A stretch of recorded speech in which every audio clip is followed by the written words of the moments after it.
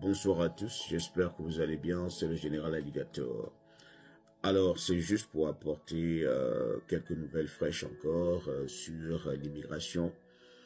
Alors, le département de sécurité intérieure, comme vous le savez, fait déjà face à beaucoup de difficultés concernant les immigrants. En effet, lorsque ces immigrants arrivent, ils sont mis dans des camps de détention. Et à l'intérieur de ces camps de détention, ils sont pris en charge. Ils mangent, ils boivent. Et depuis là-bas également, ils ont la possibilité de demander soit l'asile, soit de passer par plusieurs moyens. Alors, lorsque vous n'arrivez pas, lorsque votre asile, votre demande d'asile n'aboutit pas, soit on vous met, on vous rapatrie. Mais cela fait un bon bout de temps que ces camps de détention sont pleins. Et le département de sécurité intérieure fait face à des difficultés financières. Alors, c'est pour cela qu'ils ont introduit le projet Border Bill, le projet sur la frontière. C'est-à-dire pour régulariser la frontière, ils avaient besoin de plus de fonds pour s'occuper de ces migrants. Mais malheureusement, ce projet de loi n'a pas abouti. Ça a été un échec. Et du coup, le département de sécurité intérieure a promis de relâcher dans la nature plus de 6000 migrants, de les relâcher. Parce que, pourquoi les détenir là, si on ne peut pas s'occuper d'eux, si on n'a pas assez de moyens pour régler le problème? Nous allons les relâcher dans la nature.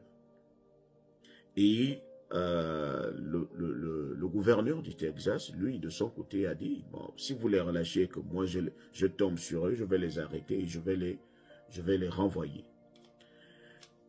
Normalement, le gouverneur du Texas n'a pas juridiction à arrêter des migrants, à jouer le rôle de l'État. C'est seul l'État est capable de faire cela, mais le gouverneur a dit, moi si je tombe sur eux, je vais les arrêter et je vais les renvoyer.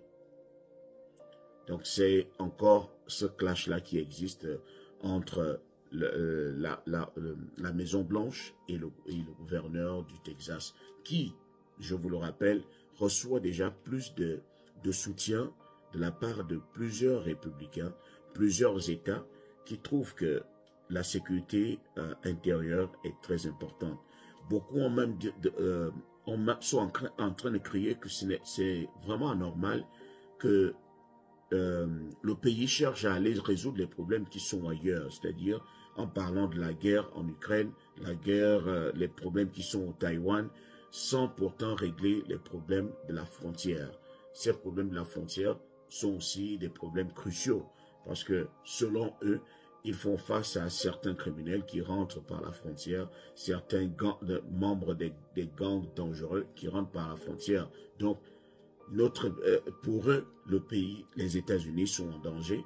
Au lieu que nous cherchions à résoudre les problèmes qui sont sur le plan intérieur, nous cherchons d'abord à aller résoudre les problèmes qui sont ailleurs, au lieu de s'occuper des enfants, des filles et des fils des États-Unis.